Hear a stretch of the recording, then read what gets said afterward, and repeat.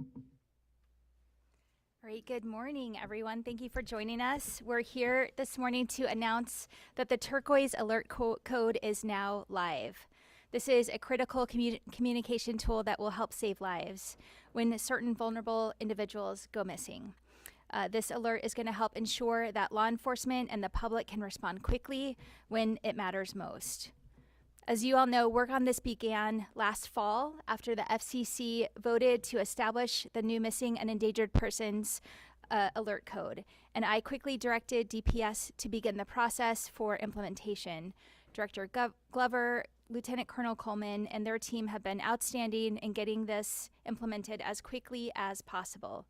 Tribal partners have also been at the table long before the code was approved, but pushing for this kind of alert system to help missing and murdered Indigenous people and making sure that this was implemented as well. Bipartisan support for this was overwhelming. We saw this codified into law back in May. And my office, in partnership with the MMIP task force and the folks at AZ Post, have created a continuing education training that will educate officers about methods and techniques for responding to and investigating cases of missing and murdered persons and implementation of the new alert. This has been a huge team effort, as you'll hear today, and is a meaningful step to improve the safety and well-being of communities across the state of Arizona. Starting today, when certain individuals go missing, individuals who don't qualify for an amber alert, a silver alert, a blue alert, this tool will be available for law enforcement, and those covered in the new alert system include people who go missing under the age of 65, when local law enforcement has exhausted all other resources, and there's reason to believe that the individual is in danger or in the company of a potentially dangerous person. The alerts will be disseminated regionally through multiple channels as well as social media. And on the screens behind me, you can see an example of what the alert will look like on your mobile phone. This is about saving lives and protecting vulnerable individuals. We have mourned too many tragic losses, including recently Emily Pike, because the right tools were not in place. I'm committed to keeping Arizonans safe, and that includes our most vulnerable neighbors. To talk more about the new alert is Vice President of Fort McDowell, Russell, here in his capacity as the president of the ITCA. Thanks.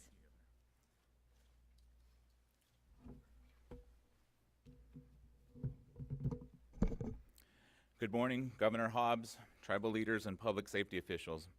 My name is Paul Russell, and I'm the Vice President of the Fort McDowell Yavapai Nation. In addition, I serve as President of the Intertribal Council of Arizona, a tribal consortium of 21 of the 22 tribal governments in Arizona. I am honored to be here this morning on behalf of the Intertribal Council of Arizona to express our gratitude to Governor Hobbs, the Arizona Department of Public Safety, and the Arizona Peace Officer Standards and Training Board for implementing the Turquoise Alert and for developing the curriculum to ensure that law enforcement has proper training. Governor Hobbs has prioritized proactive communication with Arizona tribes at all levels of her administration. During this process, we have been actively involved and able to provide important feedback on the state's administrative plan to implement this alert. As tribal leaders, we work very hard to provide for the protection of our respective communities. The Turquoise Alert will be beneficial, and we see this as an important step toward addressing the crisis of missing and murdered Indigenous persons.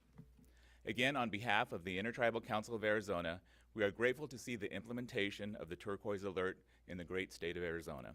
Thank you. Now I'd like to invite Lieutenant Colonel Coleman to the podium. Thank you. Good morning.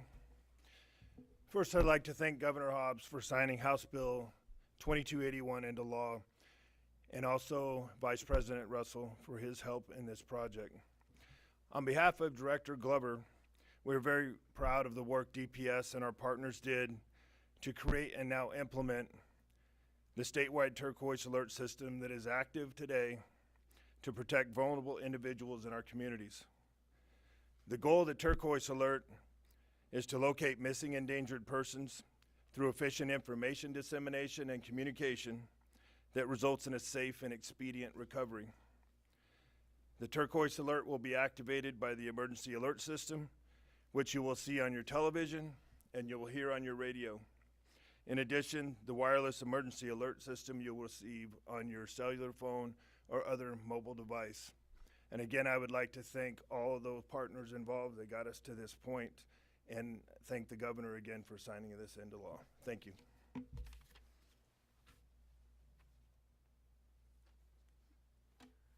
Good morning. My name is Matt Giordano. I'm the director of Arizona Post, Arizona Peace Officer Standard and Training Board. It's an honor for me to be here this morning, and it was an honor to be included in this very valuable program for Arizona law enforcement. Arizona Post represents approximately 15,000 peace officers spread over 158 agencies across the state of Arizona. In all of my conversations with chiefs and sheriffs around the state, I've never had a chief tell me that their people are overtrained. So we're always looking for high quality education, and this is what we're pushing out in conjunction with the MMIP task force. High quality education that we can push out to all officers around the state. We've created a 8 segment block of training in 30-minute increments, so it'll be good for 4 hours of continuing training for all officers who take part in the training. We're still working on the final stages of that, but we have a vision of pushing it out regionally or across the state, doing train the trainers so people can train in their own locations, as well as possibly hosting it on our platform where officers could do it asynchronously actually in their patrol cars over broadband internet connection. So again, we're always looking for good training. We're honored to be part of this very valuable program, and I thank the governor for her leadership and guidance in this project. So thank you. All right, we have time for Q&A. I would like to start with on topics. Howard. Colonel, on that more technical and political. You know, we see driving along the freeways, silver alert, amber alerts, all that stuff shows up on the phone. Given your experience, how often do these actually result in people being found? It seems like all of a sudden we'll get a message, somebody returned home, something happened. Do these really work?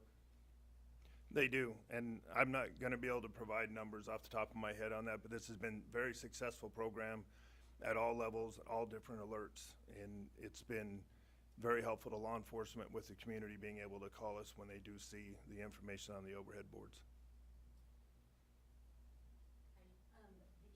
The Turquoise Alert officially takes effect today, but you're still working to train DPS troopers, right? Yeah. Oh. Captain Thomas Neve, DPS. We've already trained our duty officers that actually do the alerts for the amber, blue, and silver. They are already trained up to do the turquoise alert as well. That happened probably about a month ago. We've been, again, it's been a process, and we made sure before we went live that we had all the different moving parts in place to make sure that we could stand this up fully. So yes, as of today, it's fully stood up. If we get a request, criteria is met, we will be able to activate a turquoise alert, no problem. Have any been activated since your initial startup? We have not activated one yet. Again, we've been ready for a little bit, like the last week. Now, I say that we're ready. We'll stand up fully. There might be some things that we got to work through. This is the first time we've done this type of alert in Arizona, and we'll definitely improve on however that alert goes out and identify any issues we might have as we do the first one. But we are otherwise fully trained and ready to stand this alert up. One follow-up. It was passed in honor of Emily Pike, but it's not specific to Indigenous people. What would be another example of an endangered person that a turquoise alert could be sent out for? So as you know, we have the amber alert for abducted children. We have silver alert for anyone over 65, which may also include someone that's abducted. But we, until this alert passed, we didn't have an alert in place to address people between the ages of 18 and 65. Now we do. We also have instances for juveniles under 18 that maybe aren't abducted by a stranger abduction or someone that might molest and kill them.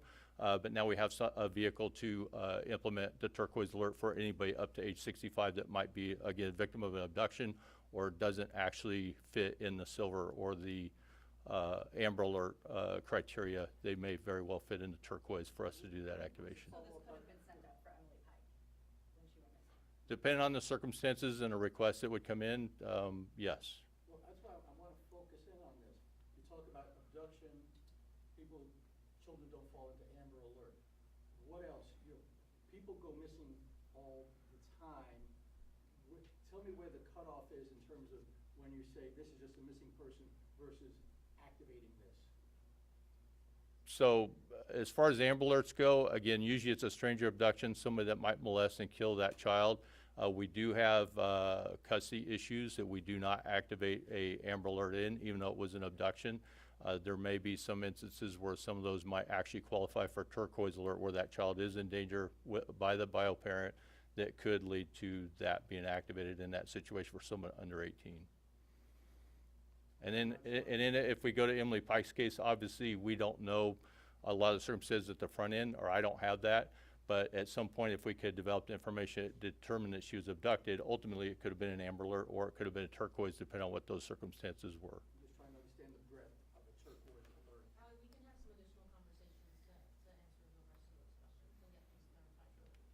Do we have any other on-topic questions from TV or anything? No? Okay. We answered that. Then we will move to off-topics. Cameron, you can start. I had a comment, it was chilly out. So two quick questions for you. So one, the other day you came out in support of a federal government effort on Chinese national zoning farmland. I was wondering if you could elaborate on that and then also explain maybe the differences between the bill you vetoed and then the bill you ended up signing. So the bill I vetoed, and just to clarify, you said in support of Chinese nationals owning farmland. Yeah, not owning. Yes, yeah. So the bill I vetoed actually allowed, and it was specific to Chinese owning property for up to 3 years, and then left in a whole bunch of loopholes that would allow them to transfer to proxies once that 3-year period ended. And it didn't keep Arizonans safe, and it didn't address other foreign nationals other than, or foreign governments other than China. So the bill that we proposed and ultimately got passed into law addresses other foreign adversaries, Iran, South Korea, Russia, and others that might be named in the future by the federal government. And I was happy to get that signed. It's a much tougher bill that will actually protect property here in Arizona. Now, my second question related to immigration. There was a federal bill introduced by Democrats in Congress the other day that would require visible identification of immigration authorities. Mhm. As well as prohibiting masking. Is that something you would support? Well, I'll leave that to Congress to decide.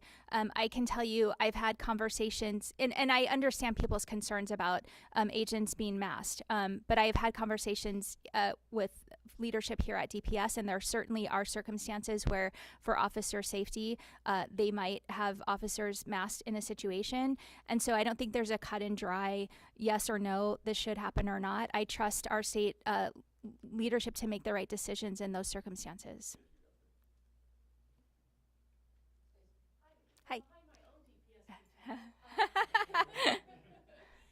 wanted to ask you about the one big beautiful bill, but a different question, Okay. which is it has a lot of money for border-related issues to include reimbursement for states and efforts they took under. Great. I'm looking forward to getting paid back. Well, that's exactly the question. So what is your administration doing to get some of that money back, and can you give us some specifics about what money you're asking for and for what response? We sent an invoice, if you will, a while back under the Biden administration. I can get back to you. We'll get back to you with the specifics on what those costs were that we asked for reimbursement. And there's a lot more now, and I think we're working on the total there.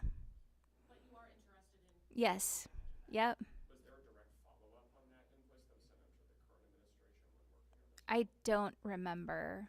I can confirm that, or we'll confirm that. Yeah. Also on federal issues, the federal government is holding about $118 million in grant funding from Arizona public schools. Is your office looking into that? Have Yes. conversations involved with that? Can you speak about what you guys are doing specifically there? Yeah, we're very concerned. Obviously, school year is about to start. These are funds that districts were counting on. I don't know any where that can take a $118 million hit, and so it's very concerning. And we have sent a letter requesting that this decision is reconsidered, but we're also looking at legal options if the funds are not released. And we've talked to the AG's office about it. I just want to follow up on Stacy's question about the reimbursements and stuff. I was under the impression that what's in the quote-unquote big beautiful bill, whatever you'd like to call it. You know, they took that out in the Senate, so. Chuck Schumer's one accomplishment. Right. I thought that was only for border barrier construction, because it was put we had a border barrier, we took it down. Are we eligible for reimbursement under that? Because I thought it was only for border barrier. Well, we're still sorting through all of the implications of the bill and what, the things that are going to harm Arizonans, the things that are going to help Arizonans. So I don't know the answer to that yet, but I certainly can't imagine us not asking. Arizonans paid nearly $200 million for the putting up that container wall and then taking it down and storing, and I think we deserve some of those funds back. Even if it was a mistake, as the government said, the feds made us take it down. Right. So it was money ill spent, no? Well, yes, I believe I've said many times my predecessor misspent that money, yes. And hopefully the feds will reimburse us. We have time for one or two more if folks have any. Otherwise, we'll call it. Okay. Great. Thanks so much, everyone.